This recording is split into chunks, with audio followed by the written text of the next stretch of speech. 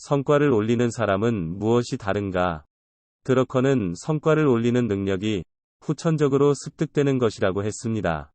따라서 조직의 전원은 성과를 내는 방법을 배워야 합니다.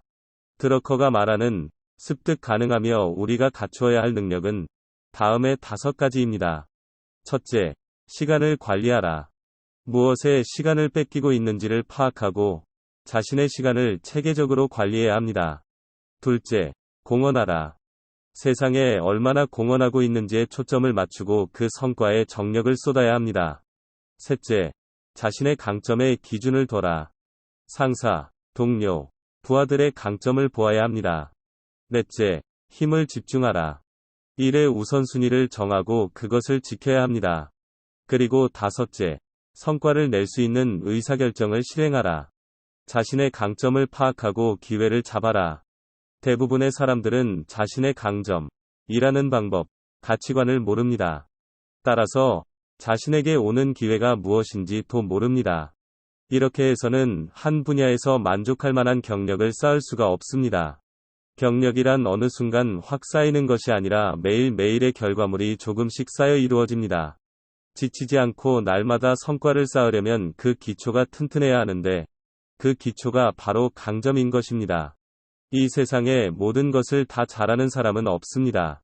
드러커 역시 사회를 보고 의미 있는 변화를 찾아내는 능력이라는 자신의 강점을 파악하고 그 위에 현대사회 최고의 철학자이자 매니지먼트의 아버지라는 자신의 삶을 설계했습니다.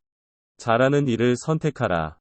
앞서 말했듯 대부분의 사람들은 자신의 강점을 모릅니다. 하지만 이제는 직업 선택 시대입니다. 이는 곧 직업을 얻기 위해서는 자신의 강점을 알아야 한다는 말입니다. 자신이 잘하지도 못하는 일에 매달리면 성과를 올리지 못해 좌절하는 경우가 생깁니다. 자신이 잘하는 일을 선택하고 강점에 집중할 때 탁월한 성과를 낼 수 있습니다. 최선을 다할 수 있는 환경을 찾아라. 큰 조직에 맞는 사람이 있는가 하면 작은 조직에서 더 훌륭한 결과를 내는 사람도 있습니다. 가장 적합하고 최선을 다할 수 있는 환경이란 제각각 다르기 때문입니다. 드러커는 기질이나 개성은 훈련으로 쉽게 바꿀 수 있는 것이 아닌 만큼 명확하게 이해할 필요가 있다고 했습니다. 자신에게 맞지 않는 곳, 혹은 타락한 곳에서는 제 역할을 할 수 없습니다. 모든 사람은 자신이 가치를 느끼는 곳에서 일하지 않으면 스스로를 의심하게 되고 자기를 경시하게 됩니다. 따라서 자신에게 알맞은 일이 아니거나 또는 조직이 타락했을 때는 그만두는 것이 옳은 선택입니다. 제2의 인생을 준비하라. 평생 직장이라는 개념은 이미 오래전에 폐기되었고 이제 일생에 거쳐 여러 개의 직업을 가져야 하는 시대가 되었습니다. 이는 사회적인 변화이기도 하지만 지식작업의 특징 때문이기도 합니다. 지식작업은 똑같은 업무를 지속적으로 열정을 가지고 할 수 없다는 특징을 가지고 있습니다. 드러커는 오늘날 많은 조직에서 같은 일을 오랫동안 계속해온 탓에 욕구불만에 빠진 사람들이 많다고 지적합니다. 이에 대한 해결책으로 제2의 인생이 필요합니다.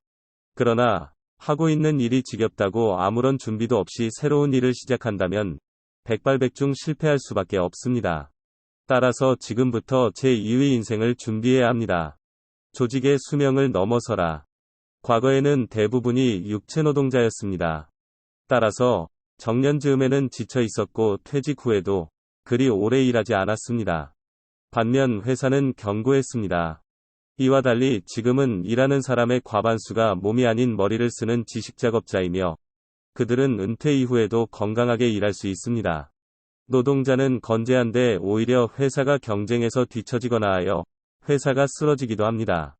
노동자의 평균 수명과 노동 수명은 급속하게 늘어나는 한편 고용주인 조직의 평균 수명은 짧아진 것입니다. 이에 지식작업자는 자신의 조직에 번영을 가져다줘야 할 뿐 아니라 조직의 수명을 넘어 활동해야 하는 존재가 되었습니다. 따라서 재직 중은 물론 퇴직 후 제2의 인생을 위해서라도 새로운 경력, 새로운 아이디어, 새로운 환경을 준비해둬야 합니다. 피드백 분석으로 강점을 파악하라. 드러커는 태어나면서 자신의 신분과 직업이 모두 결정되었던 과거와 달리 지금은 선택의 자유가 있기 때문에 자신에게 적절한 일이 무엇인지 알기 위해 자신의 강점을 파악할 필요가 생겼다고 말했습니다. 그렇다면 자신의 강점은 어떻게 알 수 있을까요? 드러커는 피드백 분석이야말로 강점을 파악할 수 있는 훌륭한 방법이라고 말합니다. 피드백 분석 방법은 먼저 조금이라도 큰 것을 시작할 결심을 하면 그 내용을 간단하게 메모해둡니다. 그리고 9개월 후에 처음 기대한 것과 실제 결과를 비교해봅니다. 그렇게 2에서 3년 정도 하면 자신의 강점을 알 수 있고 계속 하다 보면 강점의 변화까지 알 수 있게 됩니다. 아직 자신의 강점을 모른다면 당장 피드백 분석을 시작해야 합니다. 강점으로 승부하라. 드러커에 따르면 업무의 개성은 자신이 그 일을 맡기 전에 이미 형성되어 있습니다. 그렇기에 일을 선택하기 전에 스스로에 대해 면밀히 알아둘 필요가 있는 것입니다. 우선은 자신이 읽어내는 타입인지, 물어보는 타입인지, 그 성향을 파악해야 합니다. 그 다음으로는 습득을 잘하는 방식이 무엇인지를 파악해야 합니다. 또한 타인과 함께 일하는 것이 좋은지, 혼자서 하는 게 좋은지, 큰 조직에서 잘하는지, 작은 조직에서 잘하는지, 의사결정자와 보조역 중 어느 쪽에서 성과를 올릴 수 있는지 등을 파악해야 합니다. 이처럼 자신의 강점과 자신있어 하는 방식을 파악해야 성과를 올릴 수 있습니다. 성과를 올리는 능력을 습득하라. 드러커는 성과를 올리기 위해 특별한 재능이나 적성은 필요하지 않다고 봅니다. 그의 이론에 의하면 성과를 올리는 능력을 습득하여 성과를 올릴 수 있습니다. 첫 번째, 공헌을 생각하라. 두 번째, 집중하라. 집중하기 위해서는 우선순위를 두어야 합니다. 세 번째, 시각을 높여라. 세상을 위한, 인간을 위한 높은 시각이 없으면 비약할 수 없습니다. 그리고 네 번째, 진지함을 가져라. 이는 드러커가 입이 닳도록 강조하는 자질입니다. 진지함 없이는 그 누구도 절대 성과를 기대할 수 없습니다. 하던 대로 일하지 말라. 과거에 유능했던 많은 사람들이 제 실력을 발휘하지 못하는 것은 능력이 떨어져서가 아니라 예전에 하던 대로 하기 때문입니다. 새로운 임무에 성공하기 위해서 필요한 것은 탁월한 지식이나 탁월한 재능이 아니라 그 일이 무엇을 요구하는지, 그 일에 적합한 방식이 무엇인지를 알아야 합니다. 새로운 과제에서 중요한 부분에 집중하고 최적의 방식을 고민해야 합니다. 탁월함을 추구하라. 조금밖에 바라지 않으면 성장도 없습니다. 시각을 높여 탁월성을 추구할 때 같은 노력으로 거인으로 성장할 수 있습니다. 우선순위를 정하라. 우선순위 분석에 대해서는 많은 원칙이 있지만 드러커는 이때 가장 중요한 것은 분석이 아니라 용기라고 말합니다. 그가 우선순위를 정하는 데 둔 몇 가지 원칙은 모두 용기에 관한 것들입니다. 첫 번째, 과거가 아닌 미래를 선택하라. 두 번째, 문제가 아닌 기회에 초점을 맞추라. 세 번째, 동일함이 아닌 독자성을 가져라. 네 번째, 무난하고 쉬운 것이 아닌 혁신을 불러일으킬 것을 선택하라. 미래, 기회, 독자성, 혁신을 선택하려면 용기가 필요합니다. 그러나 그 선택의 끝에는 달콤한 성취가 있을 것입니다. 공헌을 생각하라.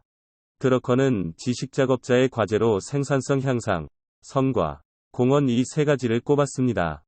그 중에서도 공헌은 결코 빼놓을 수 없는 요건입니다. 가장 중요한 공헌이 무엇인지 자문하면 어떤 자기개발이 필요하고 어떤 능력이 필요한지에 대해서도 생각하게 됩니다. 부하에게 당신은 무엇으로 공헌할 수 있는가라고 물으면 그 순간 진정한 커뮤니케이션이 시작되고 수평적인 커뮤니케이션, 즉 팀워크가 가능해집니다. 공헌을 생각하는 순간 팀의 선과 조직의 성과가 달라집니다. 인류를 목표로 하라. 육체노동은 좋은 일을 하면 좋은 임금으로 보상되지만 지식작업자는 지식인으로서, 전문가로서 인정받기를 원합니다. 그리고 그렇게 인정받을 때 의욕과 자부심을 느낍니다. 따라서 지식작업자에게 도전의 기회를 제공해야 합니다. 자부심을 느끼며 일하고 싶다면 인류를 목표로 하고 더 큰 성과를 원해야 합니다. 자신의 일을 제대로 파악하라. 드러커는 지식작업자의 생산성을 향상시키기 위한 조건을 크게 6가지로 보았습니다. 첫째, 일의 목적을 생각한다. 둘째, 일하는 사람 자신이 생산성에 책임을 진다. 셋째, 계속해서 이노베이션을 실행한다. 넷째, 계속해서 배우면 타인을 가르친다. 다섯째, 지식노동은 양보다 질임을 인식한다. 여섯째, 지식작업자는 조직 내에서 비용이 아닌 자본임을 이해한다. 드러커도 첫 번째 항목에 두었듯 지식작업에서 가장 중요한 것은 일의 목적입니다. 자신의 일이 어떤 것이고 무엇이어야 하는지 이해해야 생산성을 올릴 수 있습니다. 생산성을 높이는 4가지 비결. 드러커가 생산성과 자기 실현도를 향상시키기 위해 제시한 방법은 다음 4가지입니다. 첫째, 개개인에게 책임감을 부여하라. 보수에 맞는 어떤 공헌을 하고 있는지를 물어라.